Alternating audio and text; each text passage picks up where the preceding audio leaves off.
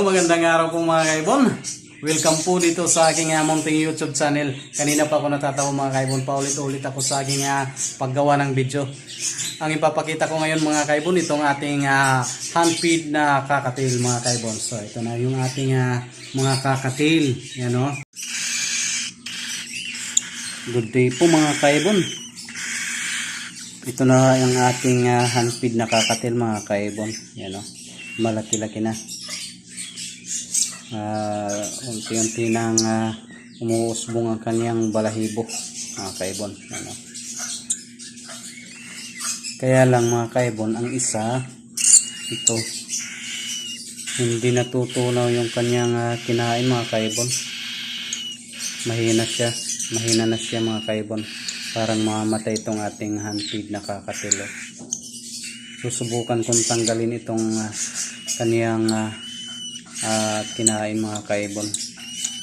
Susubukan kong tanggalin kung makakaya natin. Kumuha ko ng kangkong. Naghanap ako ng kangkong mga kaibon. Ito.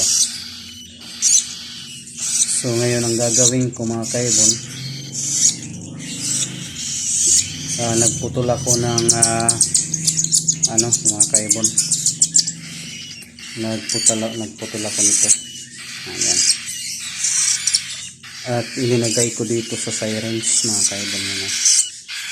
Ipapasok ko ito dun sa kanyang lalamunan hanggang mabot sa butsi.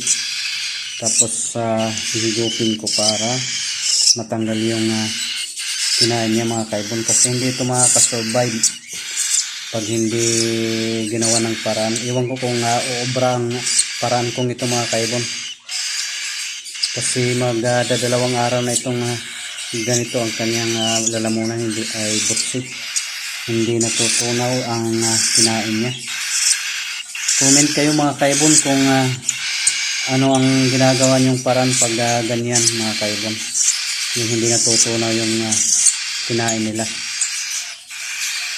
mga kaibon. So ngayon susubukan kong higupin ang niya. Ihiringgahin natin mga kaibon. Ito. Higupin ng syringe yan. Ito yung mahina na. Dapat ang laki nito mga kaibon, hindi nagkakalayo ang laki nito. Ito. Itong panganay. Kaya lang ilang araw na itong hindi kumakain ng mga kaibon, kasi hindi natutunaw yung kanyang yung crop niya, parang punong palagi, puno palagi mga kaibon. So ngayon susubukan kong tatanggalin ang mga kinain niya mga kaibon. So ito mga kaibon, susubukan natin kung umubra itong ating eksperimentong quack doctor.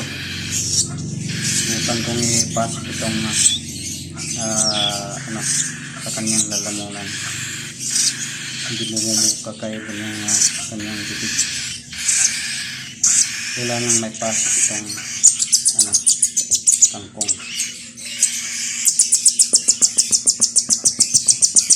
Yung dila mga kaibon, tinatamaan yung dila. Kailangan hindi taman yun napasok mga kaibon. Punta doon. So ngayon susubukan natin higupin. Yan mga kaibon, hindi nakita. Yan. Nasa taas pala ito kaibon. Ang dami ng kinain niya na hindi natutunaw. So yun kumunti na yung crop mga kaibon. Tatanggalin ko lahat yan mga kaibon, baka sakaling makasurvive itong ating kakatil. Sayang naman. So itatapon ko muna ito mga kaibon. Hindi natutunaw, kaya hindi ma-digest ng kanyang kasi parang may sipon. Malapot yung kanyang kinain mga kaibon. So subukan ko pang tanggalin ang iba ditong natatabara mga kaibon. Sana mag-success tayo mga kaibon. So ganito lang yung ginagawa ko mga kaibon. Iwan ko kung tama ito mga kaibon ha. Paki-comment na lang mga kaibon kung tama itong ginagawa ko. Yun, pasok na. Kailangan umabot siya sa doon sa kanyang lalamunan talaga. Yan o. Yan, abot na siya. Kaya kukunin na natin mga kaibon. Mahirap yung mag-isa mga kaibon. Oh, hindi mahugog. Ulit-ulit mga kaibon. Mahirap yung mag-isa na gumagawa ng eksperimento mga kaibon. Eksperimentong kwak-doktor. Di ba mga kaibon, may na ilang porsyento na rin natanggal. Pero subukan ko pa rin tanggalin ito mga kaibon para yung susunod niya na ang kinain para matunaw na.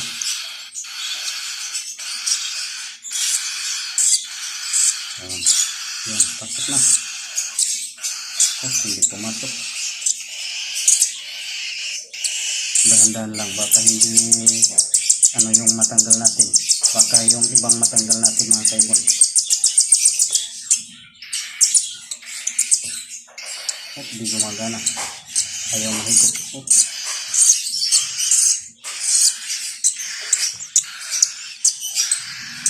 Hindi na higop mga kaibon. Kailangan ko ng katulong mga kaibon. Kaya nahihirapan tuyupin itong ibang kinain niya. Dapat matanggal lahat mga kaibon. Subok ulit.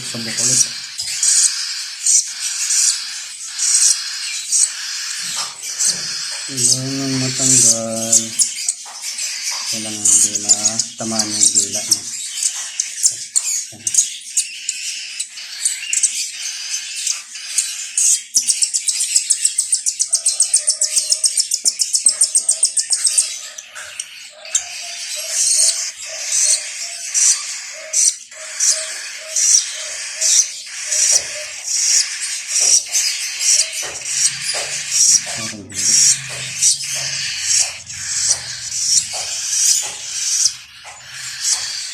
Parang hindi ko nakikita mga kaibon. Hindi natin matanggal. O, nasan na dito na. Parang malapot dito kaibon. Kailangan natin ng hahawak. Subok ulit. Just na mga kaibon. Dahan-dahanin ko ulit. Last chance mga kaibon. Kung sakali. Chance lang ito. Sana huwag tamaan ng baga niya mga kaibon.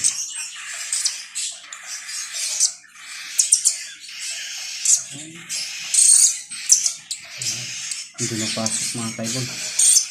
Hindi gumagana.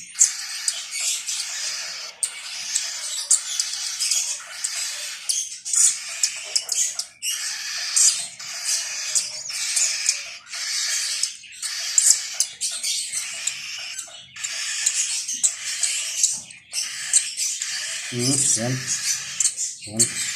Oh. Yan mga kaibon. Ay, success mga kaibon. Naubos na rin yung laman, oh. Yan. Oh, yan. Mamaya ko na ito susubuan mga kaibon. Papagpahingahin ko muna. Kasi na stress yan. Sigurado. Papakita ko sa inyo mga kaibon ang laman. Talagang to mga kaibon. Malapot. Yan. Ayaw lumbat. Ayaw mapang. Namuuna sa kanyang lalamunan mga kaibon. Sana mabuhay siya mga kaibon. Sa ganung paraan kaibon, pwede nating may salba yung ibon natin sa kamatayan. Kasi hindi naman magtatagal yung ibon natin pag nagkaroon ng ganitong sitwasyon kaibon na hindi natutunawan ng kinain niya mga kaibon. Maraming salamat po sa panonood kaibon. At huwag mong kalimutan i-subscribe ako sa aking YouTube channel kaibon at hit mo sa all yung notification bell. Paki-comment na rin kaibon kung sakaling mayroon kang dagdag na kaalaman patungo dito sa paggagamot ng ating handpid na kakatil. At paki-share mo na rin kaibigan, kaibon, kahabi, para matutunan din ng iba kung paano gamutin ang ganitong malalang sakit ng ating mga handpid. O hanggang dito na lang mga kaibon. Ito pong muli ang iyong lingkod, Ricky Boy, Hari ng Sablay. Bye-bye!